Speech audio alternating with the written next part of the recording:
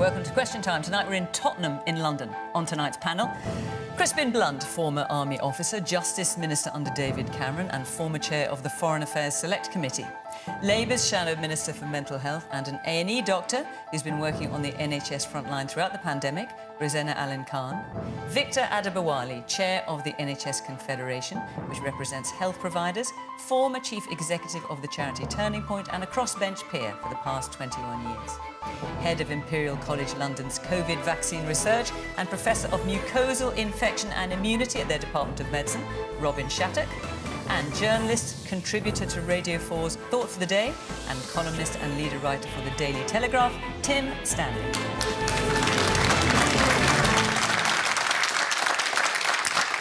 Good evening, welcome to my panel, welcome to our audience here in Tottenham, great to see you, and of course welcome to you at home.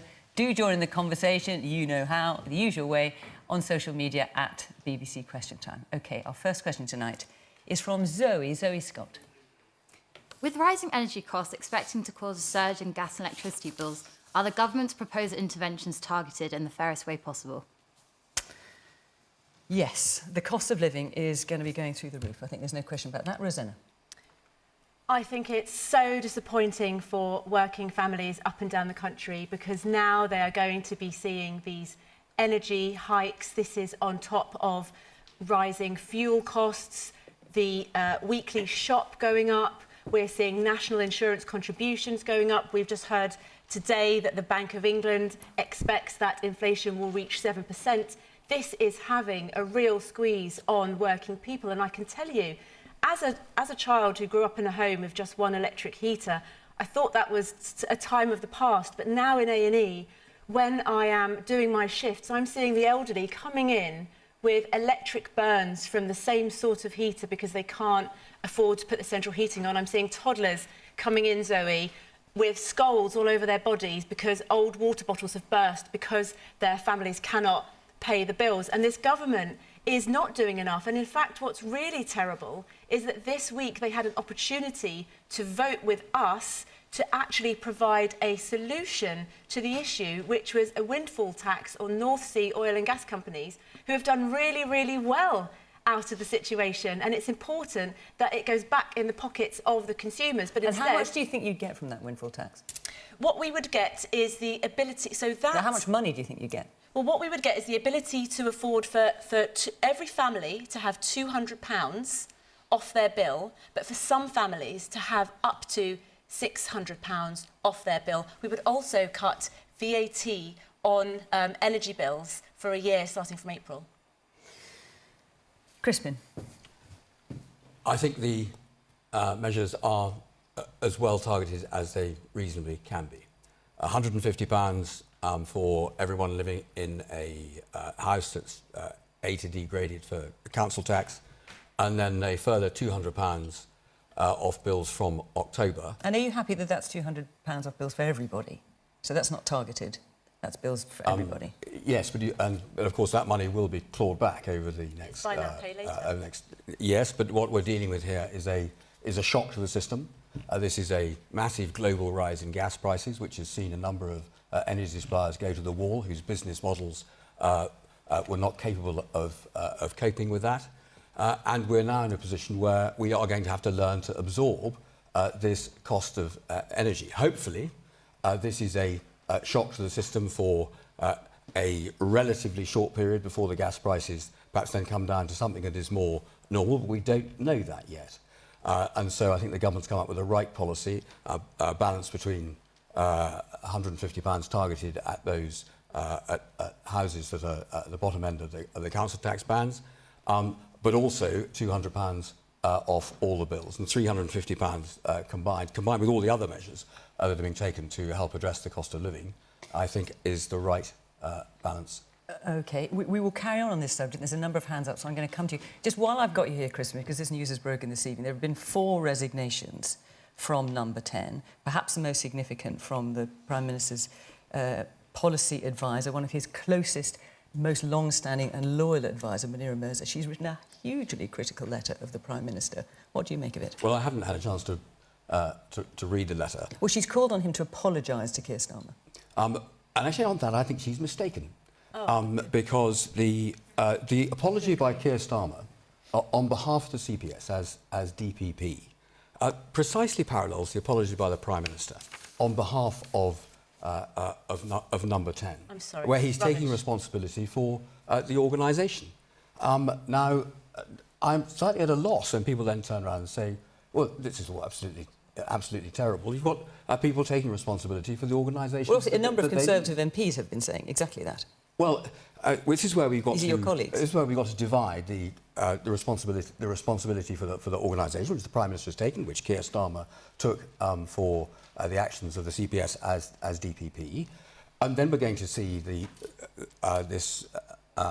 inquiries take place about who was at what party and whether it was a party and what they knew or didn't know about it, or what could reasonably be expected. All right, I was just asking about the resignation particularly.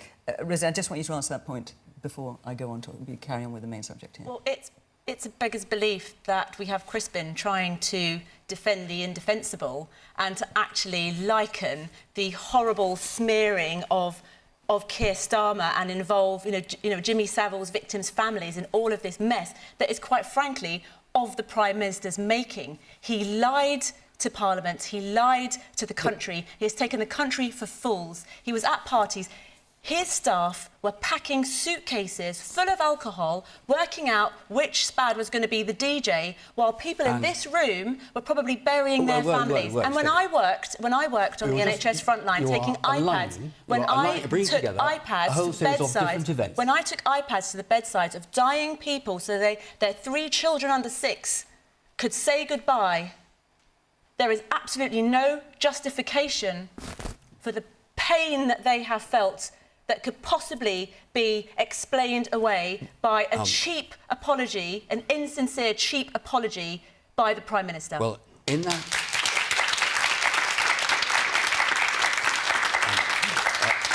answer, you have aligned 3 different things. And I completely understand why you've done it, because obviously it sounds incredibly moving if you've got people apparently partying away in Downing Street, and you've then got NHS staff who did an absolutely brilliant job during the COVID crisis and doing all the things that you explained. But you can't fairly put those circumstances alongside each other if you're actually really being fair about the conduct of Number 10. You need to understand the circumstances inside Number 10, whether people were brought in and the rest. But I'm only too well aware that there'll be very few people out there who will be able to put this in the context that I would, and then actually come to my balanced judgment about the Prime Minister. Well, so they're wrong and you're right? People will come to their own conclusions. OK. But just to be clear what you're saying. I've come to mine based on what I understand of the situation that each of those decision-makers will have faced. Tim, you wanted to come in quickly, and then I will get back to the main subject. I was going to talk about energy, if that's OK. I will give the government credit on one thing, which I think that its proposal of targeted rebates is probably a little more progressive than Labour's idea of a VAT cut, which would affect everyone. So I'll give them that. That's all I will give them. You are now paying for 30 years of failure in energy policy. Sometimes markets go wrong, and this one is going wrong. That's true. But over the course of these 3 decades, there's been a failure to invest in nuclear, to invest in shale, or to invest in proper gas exploration. At the same time, the Conservative government has nicked some policies from Labour which themselves have distorted the market, be it the application of a cap onto energy bills, which sounds like a good idea, but as I say, it distorts things. And also the levying of green and other social levies, which are added onto your bill. So something like 20% right now of your bill is those levies which have been applied by the government. Now, the government's proposal to support us during this, at a time in which the average bill is going to rise by about £700, is to give £150 back, I think, via council tax, which is good, but also to give us £200, which, and this is the small print, we have to pay back. So you might call the government's strategy of dealing with a problem which has been exacerbated by government as socialism with a miserly face. A socialism in which the government takes your money, gives it back to you, and then asks you to return it. And it's so frustrating, after 11 or 12 years of a Tory government in power, not just to have this crisis, but to have the same New Labour philosophy at work, a philosophy which sees government money as the government's. It's not. It's yours. And you have lent it to the government. The government shouldn't be lending it to you. OK. Let's come to orders. Green levies, incidentally, I think are 12.5%, not 20% of the bill. But no, that's not the calculation I've seen. No, not just green, social, other levies as well. Other levies it's around 20% of your bill. Let's hear the person at the back there. There we are. Hi. I think surely if the government were sensible, they'd be using the gas crisis as an opportunity to retrofit a lot of the homes in the UK to reduce the demand for gas, which would not only help with fuel poverty, but also help with the coming climate crisis. So I think that would be the long-term solution that they really should be doing. What, installing heat pumps? Is that what you're talking about? No, insulating homes to reduce the demand for gas. I mean, that's part of the problem. OK. In the blue sweater there, yes. Yes, you. I'd be interested to know why it seems that in the past week there has been less focus by the opposition party upon these cost of living concerns, but has instead primarily focused upon the issues of Partygate. OK, and the woman here in the middle. Hi, I mean, you mentioned the business models of these energy companies not being capable of responding to this shock, this crisis, but these same business models have been robust enough to pay billions and billions in shareholder dividends over decades. When are we going to start holding these big corporations to account? When is the government going to start holding these big corporations to account? And of course, Shell was today talking about, or yesterday I think it was, about the size of the profits they're making. And yes, in the blue jacket there. Yes, you, sir. Tim's point about the government policy on green energy, is it time where the government take a step back and start investing in shale gas, which we have in abundance?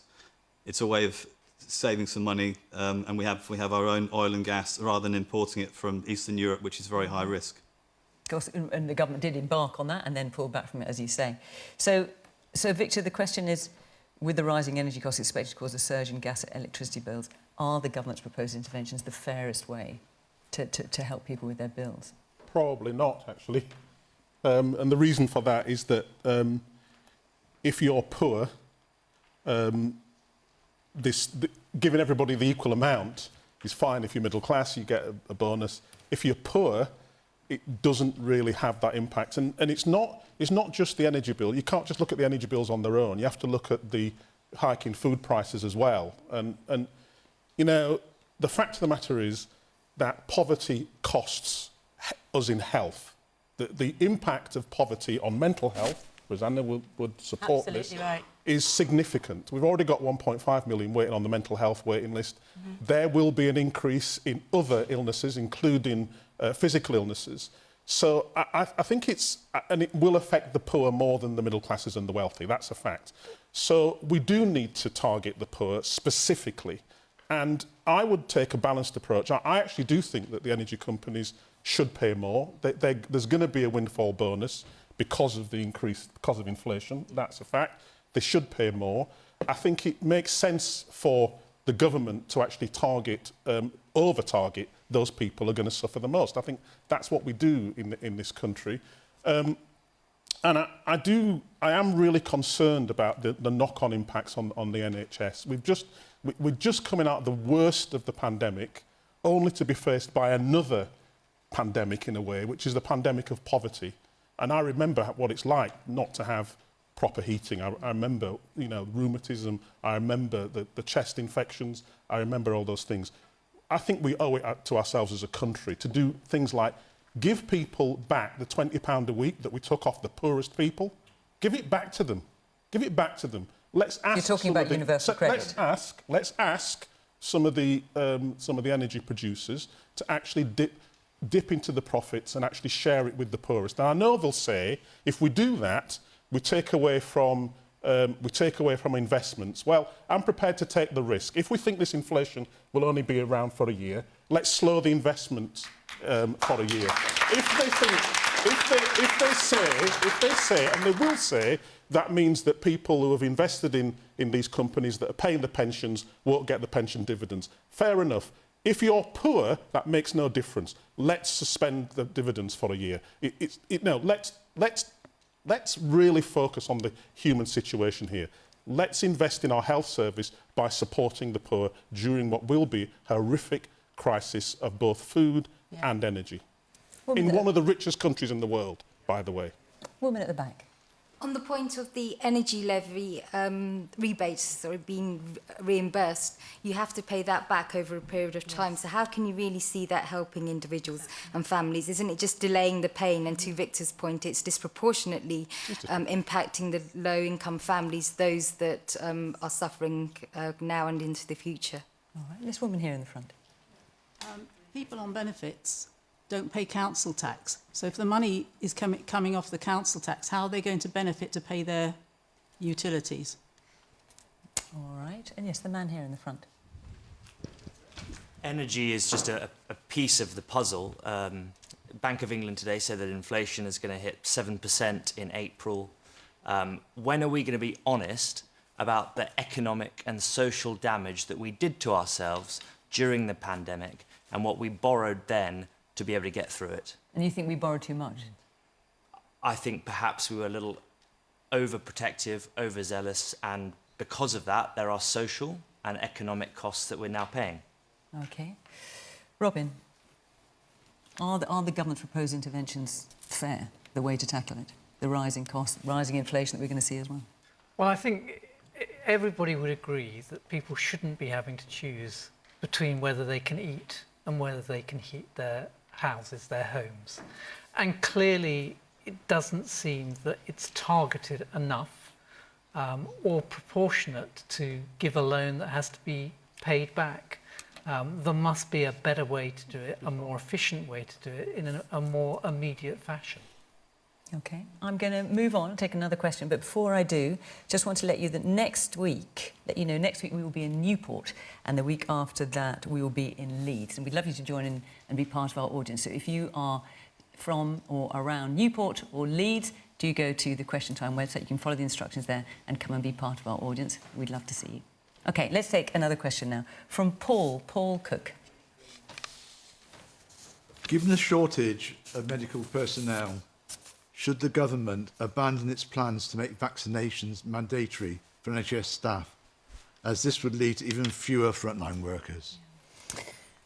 Victor, I'm going to come to you, obviously as head of the NHS Confederation. Well, we were incredibly worried about the idea of the mandate in the first place, to be honest. My members worked really hard to vaccinate as many staff as possible. 95% of NHS staff are vaccinated. There are massive discrepancies depending on where you are, and the numbers of black and minority ethnic staff are well below that. My members were working really hard to do that, and we did warn the government that a mandate would potentially risk losing staff at the time when we needed them most. You know, at 80,000 staff, I have a chief exec in London who 17% of his staff would have been sacked. We would have had to close a baby delivery unit. So, you know, what's causing the reluctance, do you think? Sorry? What's causing the reluctance, do you think, Victor? To take the vaccine? Well, there are a number of factors. One of them is the notion that black and minority ethnic people have been badly treated. They have very good reasons not to trust leadership. It's just a fact. It's a painful fact. If you look at the work of the Independent Race and Health Observatory, which studies this stuff, they will tell you that some of the messaging was inappropriate, given by the wrong people at the wrong time in the wrong way. I'm not one of these people who wants to have a go at people who haven't vaccinated. Some of the people had clear reasons, and many of the NHS staff that aren't vaccinated are working as hard as those that are vaccinated. So I'm not here to have a go. But I do think we did warn the government. What happened was inevitable. So the government's taken a step back. The way it did it has caused incredible pain and anguish. If you are a leader of a hospital and you've had to basically get your senior staff out there, and I'm sure Rosena is aware of this, talking to people who haven't been vaccinated, in some cases hundreds of staff, nobody likes, least of all people in the NHS, telling somebody they're going to lose the job because they've made a decision. Imagine doing that and knowing the consequences on everyone else. And then they find out that the government's changed its mind, not through a message from the Secretary of State, not through a question, how do we do this? Circumstances have changed, but on the media. Yeah. They find out on the media. and then they have to reverse ferret in front of those very staff who've built the trust. It's not the way to do this. So I'm glad the government's changed their mind. It was inevitable that they had to do this because of the loss of staff. I'm very concerned about the 50,000 or so social care staff who've already lost their jobs and the cost to charities and companies that provide social care. So they've created a complex problem by not working with us in the first place to actually look at the challenge properly. That's the problem. We can't afford to lose health and social care staff. And the way the government went about it, I think, has really broken the faith of many of those frontline staff in leadership. And that's bad for everybody. OK. Yes, the man at the back in the grey sweater. Thanks. I think you had a point about the messaging. Last week I was watching the news and Clive Maru's report showed about 9 out of 10 people in ICU were unvaccinated. Should that be the messaging, more scare tactics, rather than Boris saying, wash your hands, it saves lives? Should it be more showing people actually dying in ICU? I think, if I may, I think there are a number of things that have been shown to work. First of all, using members of the community in question to give the message. Actually being present in those communities, spending time with people and going through with them their genuine concerns about the virus. I'm not sure that threats work. The more you threaten, the more people tend to resist. We do know that the majority of those people in ICU are unvaccinated, and I know because I've spoken to doctors and nurses who have to suffer the moral harm of watching someone die who didn't have to die because they weren't vaccinated. So we have to keep trying. We have to respect people. We have to respect the choices, but keep trying to get them vaccinated. I'll just say one thing. You have a right not to be vaccinated in this country, but what you don't have, in my view, is the right to spread the virus. So you have to take precautions, and everybody around you has to take precautions, and you have to take responsibility for that decision. All right, there's quite a few hands up. Let's hear from somebody. Yes, the woman in the front here. Yeah, I think I would agree with you on that. I think it's really, really easy to brand people as anti-vaxxers. We've just seen in the news that Piers Corbyn is due for trial and things like that. It's very easy to associate people that are reluctant to get vaccinated and brand them in that sort of category. As a medical student myself, you know, I've seen it, as I'm sure you have as well, up and down the country, different patients for different reasons. Saying that they don't want to get vaccinated. In particular, I think the pregnant population really need to be targeted and highlighted here. I think in a study of in Scotland, so it's very representative of the rest of the UK, 33% of women that gave birth in October 2021 were double vaccinated, compared to 77% of women of reproductive age. So there's clearly a massive discrepancy there, and I think we need to work with people rather than against them to try and improve did you have vaccination. contact with those women or people who've not been vaccinated as a medical student? Yes, I did, yes. So for the last 2 years, I've been on clinical placement and I've come across patients that maybe are overweight or have diabetes but seem to be worried about fertility risks or the fact that the vaccines cause clots and other misinformation that's spread across social media or other forms of media. And as well as, personally, I was on ITU for quite a few night shifts, taking care of pregnant women who had been on ITU for about 6 weeks and had babies down in the neonatal intensive care unit and hadn't seen them because they'd been on ITU because of COVID. They hadn't been vaccinated. So I think it is a really important point that we do need to work with people, not against them. And Robert, I'm going to come to you to talk about a number of those. I mean, there are a number of people in our audience, a few who've not been vaccinated. I mean, do any of you want to contribute to this? Let's hear what you've got to say. Yes, in the red sweater there. I wanted to thank Victor for making his points because I think he's the first person who has considered the rights of people who aren't vaccinated and talked about whether someone has the right to take the vaccine or not take the vaccine, as opposed to the sort of balance sheet that is argument that's presented. Do we lose X number of healthcare workers or do we gain, I don't know, you understand what I mean. What is the effect of that? What's the benefit? And we aren't quite asking the question, what rights do individuals have? In terms of misinformation, this lady says, for example, I don't know, there's misinformation about blood clots and other side effects, but the truth is that this vaccine does have some fairly horrific side effects, and we're operating with incomplete data, so we don't know how widespread those are. But for young, healthy people, I think there's a fairly reasonable argument to say that the side effects or potential side effects are worse than the possibility for harm from the disease. And, you know, also the swine flu vaccine was recalled after about 800 cases, I believe, of narcolepsy in children. And there are far more cases of adverse reactions from this vaccine than the swine flu vaccine. Yet I don't feel like there's an open conversation about the side effects, the potential risks, especially to young people and especially for children. OK. Robin, would you like to take that? I'd like to start first with differentiating vaccines for healthcare workers and vaccines for the general population, because I think they're two different issues.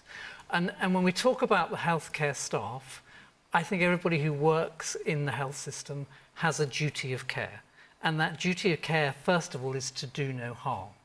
We do know that vaccines reduce infection, they reduce transmission, and I can see no logical answer for somebody who wants to make sure that they're not potentially harming individuals, either by spreading the virus or putting them by undue stress by the fact that they know there are healthcare staff who are resistant to getting vaccine in those frontline working roles is a significant issue.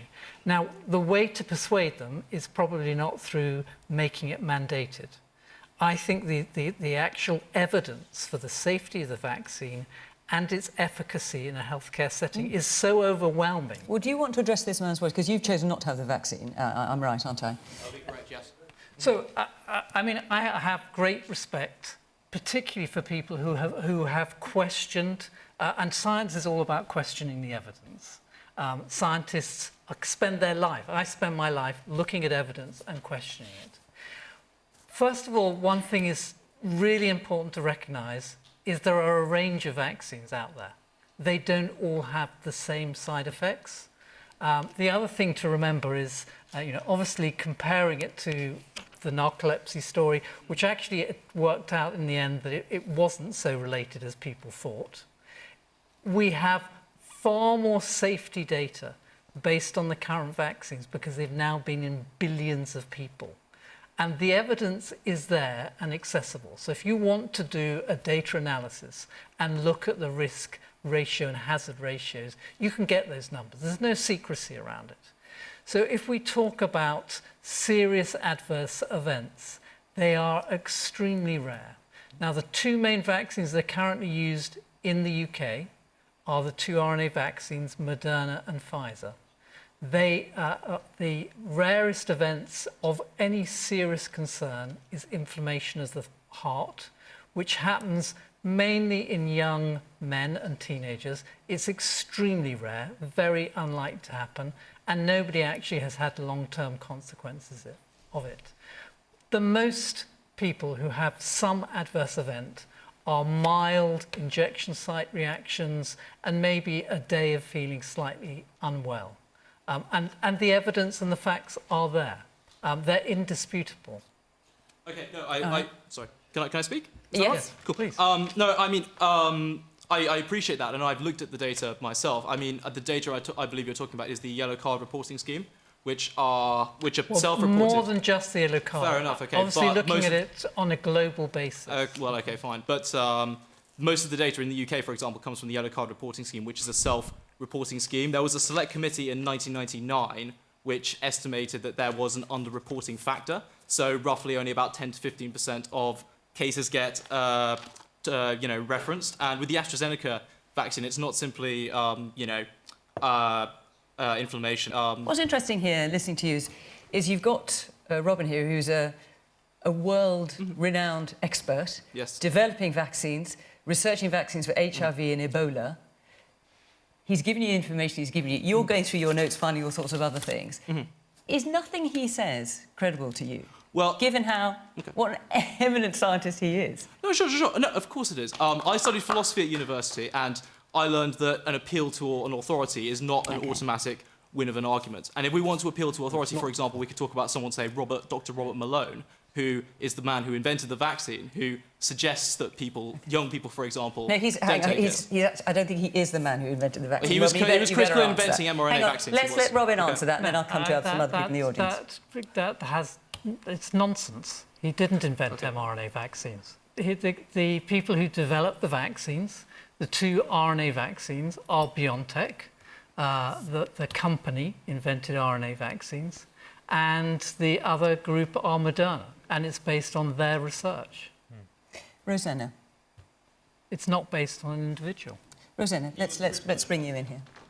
The question is about mandating vaccine, and obviously the importance of persuading people. Yes, so first of all, I would say that I do really believe that our best defence against this virus is to take the vaccine. Of course, I respect personal choice not to take the vaccine, but I can tell you that any medication, a box of paracetamol or ibuprofen, will have a list of the most common and the most serious side effects. There isn't a single drug or vaccine that doesn't have one. What I can tell you is the devastation and heartbreak of working in an intensive care, where you see row after row after row of patient fighting for their life, where you then have to pick up the phone and communicate with their loved ones and pass on messages. And if there is anything that can be done to spare people that visceral, palpable pain, I think it should be done. But to come on to the point about NHS staff, the principle of when you go to medical school or you study to be a nurse or a physio or anything within our NHS is it's actually a vocation, not a job. And we believe in doing no harm. And of course, it's important to take a vaccine because you don't want to harm your patients. But it's also important to understand how essential proper staffing levels are. And if you lose any more staff, we came into the pandemic 100,000 NHS staff short. We lost last year, between July and October, 27,000 staff in the NHS due to mental ill health. If you are bringing your mum into the A&E of a night and she cannot get her stroke treatment within a 4-hour window because there are no staff, she's going to die. So when we look at the principle of do no harm, we have to understand that there is a workforce issue at the same time. And I'll just finish by saying there are communities who are vaccine hesitant, and I understand why they are. Because when I talk with these rows and rows of beds in intensive care, it's our frontline workers from our poorest and black and minority ethnic group backgrounds who are in these beds, our posties, our bus drivers, our shop workers, and these are the people who feel most let down by the government during the pandemic. It's very difficult for them to then trust someone who breaks all the rules to say, yeah, take our vaccine, you'll be fine, you'll be safe. Of course they're going to have questions. And my dad was dying in his care home last year, and the very best people I've ever met in my life were the black carers that were looking after him, the best people I've ever met. And they were vaccine hesitant because they said they felt so let down by the government, and they genuinely felt as though they may become infertile, and they just needed to be persuaded a bit. And I think persuasion is better than forcing people by threatening them with job loss. There's lots of hands. I'm going to get round as many of the audience as I can. Yes, the woman there in the beige top, yeah. I think that the vaccine should be an individual choice. I live in my body. I know how my body works, and I feel like I'm best informed to know how I feel I may fight COVID. I think we need to move away from this narrative of black and ethnic minorities all don't trust the government, and that's the reason why they're not taking the vaccine. I, for one, have made an individual choice. I'm not I'm not an anti-vaxxer. I've persuaded my family members who are vulnerable, who I deem vulnerable, to take the vaccine. However, for me personally, someone who's even had COVID and it was just a headache and a lower back pain, and I was able to ride it through, right? For me personally, I'm fine. And, you know, I was a bit hesitant to even speak about this subject tonight because some of my close friends, I only told 3 people, but a lot of them said, Dami, don't mention that you're not vaccinated because when you go back to work, people are going to look at you like you smell.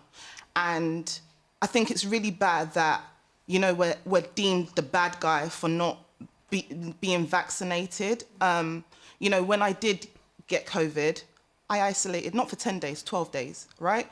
I made sure I was away from everyone. I'm responsible enough to do that, and I accept that some people are not responsible enough. But what I do find really annoying is the attack on us all the time for choosing what we know best for ourselves. That's where I stand, and you know, it is quite painful and it is quite a difficult decision to make, because before I got COVID, I was very anxious about how will it affect me if I do get it. Were you worried that you might end up in hospital, for example? So I was never worried I'd end up in hospital, but I was worried that I might be sicker than I ever have been. I'm someone who, thankfully, has not really experienced any sickness. I'm pretty healthy. I don't even get the cold or the flu. I don't even get headaches. And just to finish up, it's interesting that you spoke about paracetamols and ibuprofen, how they have side effects. Actually, as an individual, when I am going through pain, I tend not to go to those things. I tend to go to natural remedies. Okay. So that's Fair just enough. me. Yeah, Do you get what I mean? it's fair enough. All right. Okay, we'll come to your points. I'm just going to get around a little bit more of the audience. Yes, this man here in the front. I think we talked a lot about vaccines, and we know they have a massive impact on reducing harm. I think one thing which doesn't get discussed so much is the natural immunity. I don't know if we look to Israel early on in their Green Pass, if you had positive tests, then that counted. And I just think I completely understand why we're trying to reduce transmission, reduce harm by vaccines. I just think the conversation of natural immunity should be raised more often. OK, we'll come to that as well. Yes, the woman at the very back. Why have we been so slow to roll out vaccines to children? Surely that's an important component to keeping the kids in the classroom and making up for lost time. All right, and the man in the maroon top there, yes, Anrak at the back. Yes, you, sir. I think vaccines should absolutely be a personal choice, but this idea that I know what's best for my body doesn't make a lot of sense to me, because I don't. I'm not a doctor. I think when there's something wrong with me, I go to the people who are experts in that field. OK. And the guy in the blue sweater, yes. Perhaps adding to that as well, I've read recently that there have been cases where doctors or religious leaders or community leaders would have one-on-one chats with people that were against taking the vaccine. And because they had a lack of knowledge or scientific evidence upon it after having this chat with a one-on-one professional, they then changed their decision and went from being neutral or against it to being for having a vaccine. So perhaps that's a better way of going forward, rather than creating this division between ethnicity groups, but rather focusing on specific individuals one by one and slowly getting more traction.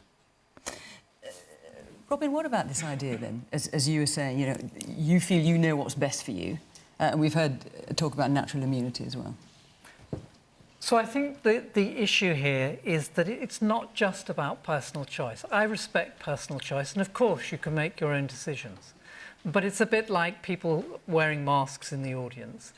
You're not just getting vaccinated to ensure your own health. It's about ensuring everybody else's health. And so if you were vaccinated, you would be much less likely to get reinfected and much more less likely to pass it on to others. And it only works where everybody contributes to reducing transmission in the community. And natural immunity?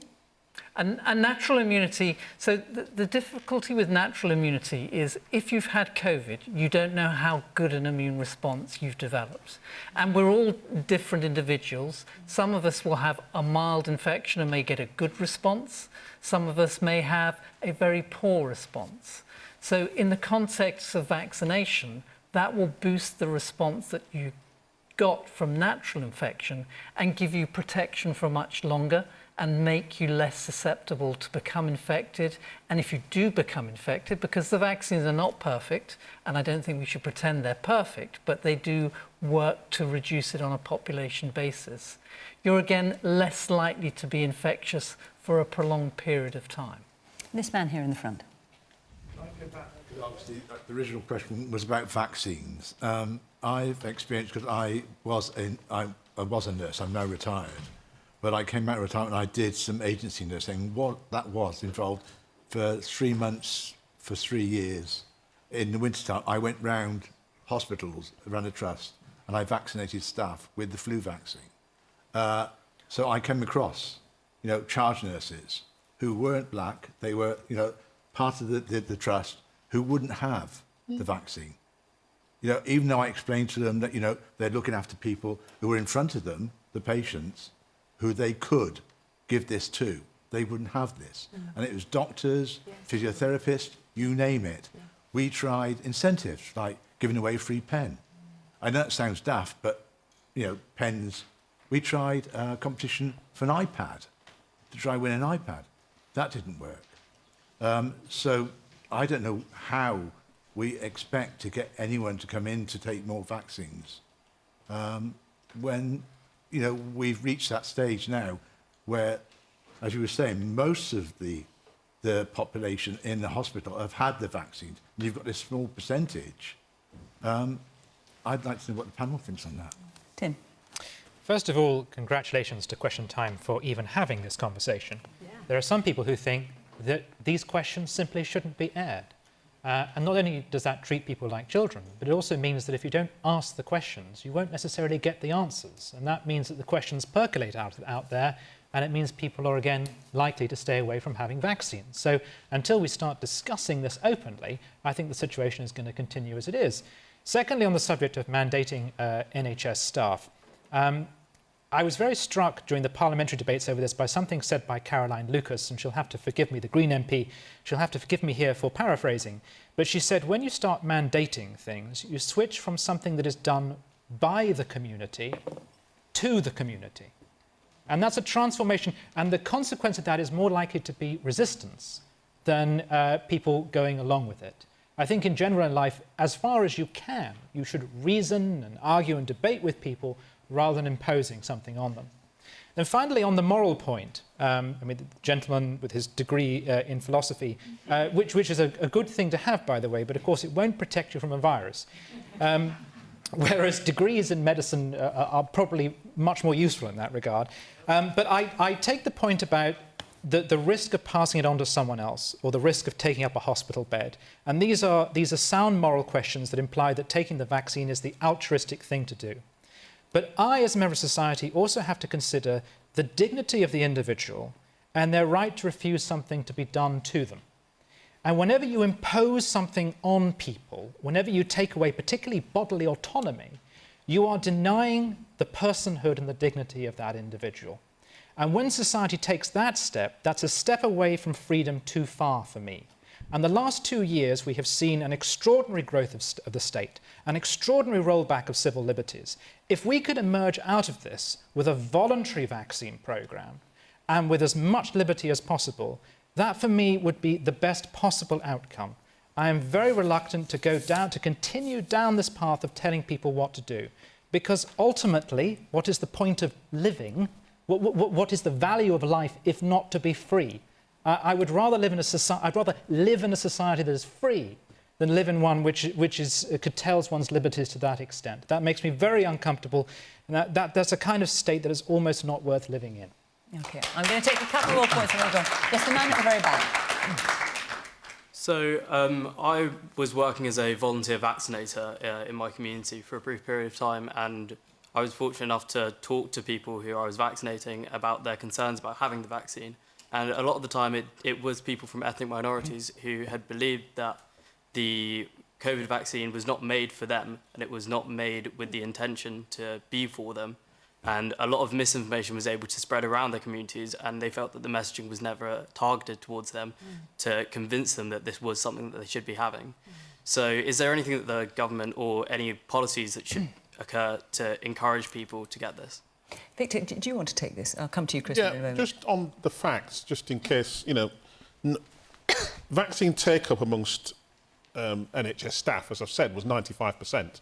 So, you know, most NHS staff took it.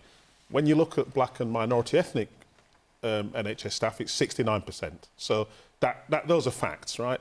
And as I've said, there are things that we can and should and are doing to encourage those staff to take up the vaccine. We've said engaging those community leaders in understanding the facts and then explaining it, making the vaccine present in their community through buses and constantly acknowledging their concerns and bringing those concerns to the fore. The NHS is not, if you look at the leadership of the NHS, there are very few black people in leadership positions in the NHS. That affects, you know, how messages are presented to black and minority ethnic staff. So there are things that we can do. There are things that we should do. I do think, just on this point of freedoms, it's a bit, you know, you do have the freedom to do a lot of things. You don't have the freedom to shout fire in a crowded restaurant, for instance. No, you do. You just have to suffer the consequences. Yes, that's my point. Yes. You've made my point for me. Yes. And the point is that it's not just you that suffers the consequences, it's everybody else in the restaurant. So I just think that we need to be really clear about the individual responsibility. You have the individual right, absolutely, but you also have the individual responsibility to understand the consequences of that choice on other people. You are more likely to spread the vaccine. You are more likely to end up in hospital. These are facts. So I just think we need to be, bring down the temperature. Let's understand the facts. Let's help people understand the vaccine. Okay. You are better off taking it than not taking it. It's just, those are the facts. But can I just say, on the point about the morality of being... back in, Tim. Crispin's not had a chance to speak yet. Let me just let Crispin speak. I agree with Victor and the points he has been making. But it's not as though the government has not been supporting ethnic ambassadors to actually make the case on vaccines into the community. They have been. The government have had to consider the emerging evidence in where the science has been developing and the evidence has been moving at quite a pace as decision points have to be taken. And so where I think we're at is the question of compulsory vaccination within the NHS, and previously it was compulsory vaccination in the care sector. For my money, I think given the evidence that was available to ministers making that decision, I think they made the right decision about the care sector. They're now faced with the same decision about the NHS, and it now appears that the evidence around Omicron and how much less lethal it is than its predecessor versions of the vaccine, that it's now time to reassess. So should those care workers get their jobs back? That is a sensible way of proceeding on the basis of as much evidence as possible, and then to take the decisions at the time. And of course there's an issue about the prospect of making vaccines compulsory. I hope will have had its own effect on people in the care sector and now in the NHS going... I'm going to move on a minute, but before I do, before I finish this topic and move on to a completely different one, you wanted to come back in. Yeah. You mentioned natural immunity, right? And, you know, the approach of the government is like there's only one way to solve this, which is vaccines. Why are we not doing more? Like, for example, I've tried to get an antibody test to see, you know, if I've got any natural immunities and stuff like that. Why are we not pushing that if people are... Given what Robin's just said about natural immunity, has that not made any difference to your thinking? No, because I don't know, I just feel like, I think it's not the same for every person, and I think that you should try and just explore that for people who just choose not to, and maybe that might be a solution to your NHS crisis. Okay, I'm only because I'm going to move on. Robin, a final word. I mean, I think that the issue is natural immunity is very variable. You can't, on a mass population basis, go around and measure everybody's antibody levels. And if I measured your antibodies levels today, and I could say that it was below a protective threshold, would that persuade you to go and get vaccinated? It could. And it could, and that's probably why I wanted to do it. Right. But it's so difficult to get it. Like, why are we spending so much on the vaccines and we're not allowing some people like me who wants to just see, you know? So it could actually. Okay, let him answer. So the important thing right now is we don't have a precise unit of if you have an antibody level at this level, you are protected for this number of months. So the day that you get your antibodies measured will give you some idea of your immune response, but it won't tell you how long that lasts. If you get a vaccine, which I can tell you all the evidence shows is completely safe, your risk from the vaccine, is so low to you and the benefits are so high that it would boost your immune response and give you the security that those vulnerable members of your family who you've persuaded to get vaccines for very real reasons, you are not going to be passing on the virus to them. You're going to be better able to protect them. OK. I know we could talk about it for the entire programme. I want to talk about it for a good chunk, which I think we have. But so many of you asked about this next point that I would be remiss of me if I didn't get it in. So let's hear from Hasiba Bakari. Is Boris Johnson causing irreversible damage to the reputation of the Conservative Party in order to save his own position? Yes. Right. Now, we've been talking about this for a lot of weeks. We haven't got an awful lot of time left on the programme, but as I say, so many of you put in questions about this. I felt we had to tackle it again. There have been, as I say, 4 or 5 resignations this evening. Crispin. We are plainly going through a huge crisis in terms of confidence in the Prime Minister and the government, as it's presented in the media around the pattern of behaviour in Downing Street and the Cabinet Office over the last 2 years. No one should deny that. But what is sitting behind that is the Prime Minister's former Chief of Staff, who has then sitting there leaching out bit by bit information into the media. So you're talking about Dominic Cummings, obviously. I am. Because his current Chief of Staff has just resigned. Well, I'm talking about Dominic Right, Cummings. OK, just so we're clear. And we are seeing the media then cheerfully picking all this up, and the stories then coming out bit by bit. You have to ask yourself whether or not we're being played here. And I think that we are, and we should understand the circumstances. Now, none of that means that we shouldn't be conscious about the effect it has on people who have very properly followed the rules very precisely, and then understandably extremely cross. You did say you thought quite a few people probably hadn't followed the rules earlier. Sorry? You did say you thought quite a few people probably hadn't followed the rules earlier. Indeed, but I mean, but a lot of people would have done, and it's those people who I can understand their real annoyance. But I'm not saying, hang on a minute. We have to be reasonably quick, Crispin. Forgive me, just because we haven't got an awful lot of time. I think it's necessary for us to actually have a bit of perspective here. About exactly what we are charging the Prime Minister with. So let's just take a step back. Oh, no, hang on, Crispin, because otherwise no one's going to get a word in edgeways. So, Tim. The Conservative argument for the last couple of weeks has been we need to stop talking about the Prime Minister and talk about the other ways the country's in a mess, like inflation or like energy bills and things like that. Boris Johnson is a phenomenon. Boris Johnson is a phenomenon. I'm amongst a minority who rather likes him, actually. And he reminds me of a character in an Ocean's 11 film where technically he may well be a con man and he might be the bad guy, but you want to see if he gets away with it. Are you saying he's like and George how Clooney? He did it. Or Brad Pitt? Which one are you choosing? But what I would say is that the way you framed the question was very interesting. What damage is he doing the Conservative Party? And you've got to understand that this is why it's difficult for the Conservative Party to decide what to do about him. Because the Conservative Party suspects that the reason why it has its majority is Boris Johnson. That he is the only man who could have got Brexit done and won the Red Wall, and they're worried that if they get rid of him, they're actually going to get rid of the one thing that possibly makes the Conservatives competitive for the next election. So I think they move on Boris Johnson at their risk. And a part of me still thinks he might get away with it. He might pull off one more great con. Rosena. And we're all going to have to be quite brief, forgive me. I think the issue is not about the irreparable damage he's doing to the Conservative Party, it's about the irreparable damage he's doing to the country. He wasn't even fit to lead the country before we went into the pandemic. We've got to remember his track record of homophobia, racism, sexism, misogyny. He's an absolute consistent liar.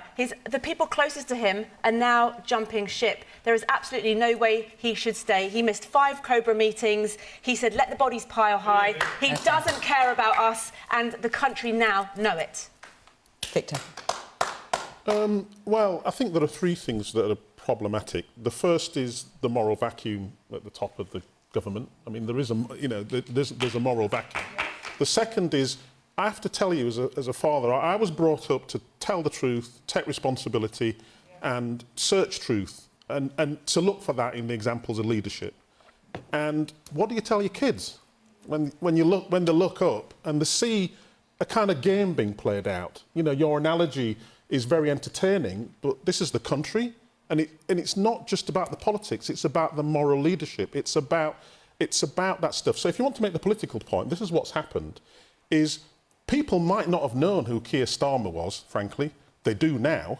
And even if you replace Boris Johnson, whoever replaces him has now got actually an opposition which people kind of know about, partly because of the sort of error. That it's not just an error, it's moral leadership. It's not just about the parties, it's about how you stand. It's about, do you have values?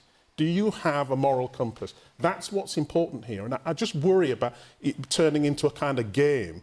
It's more important than that. It's about whether we have leadership which has a set of values, has a moral compass, that can actually be an example to me, you, and our children, and young people who want to enter politics. OK, I want to hear from the audience as well, Victor, otherwise I'll never get them in. Yes, the woman in the red dress. I find it quite ironic you're talking about us being played. Absolutely, we've been played, but that's not by Dominic Cummings, that's by our Prime Minister. Dominic Cummings may be dripping, but it's all truth. Exactly. It's all truth what he's telling us. It's not fabricated, it's not made up. And the fact that, you know, he fired the person that knew where all the bodies were hidden, well, there we go, that's what happens. Robin. I mean, I think that the issue is, for me, that integrity matters, and so does the way people behave. And many of the issues we talked about tonight relate to trust. Who do you trust in terms to give you a truthful picture of the situation? And whatever you feel about the current situation, it's only made it a lot harder to communicate the core messages that people need to hear. We know that from a recent publication, the people who are least willing to get vaccinated are the people who least respect people in public office and the government. And that's only made the job that much harder. But at the same time, obviously, one shouldn't have to say integrity is important in public life. It plainly is. But we've had prime ministers who have been paragons of morality, like Theresa May, and she was rubbish at the job.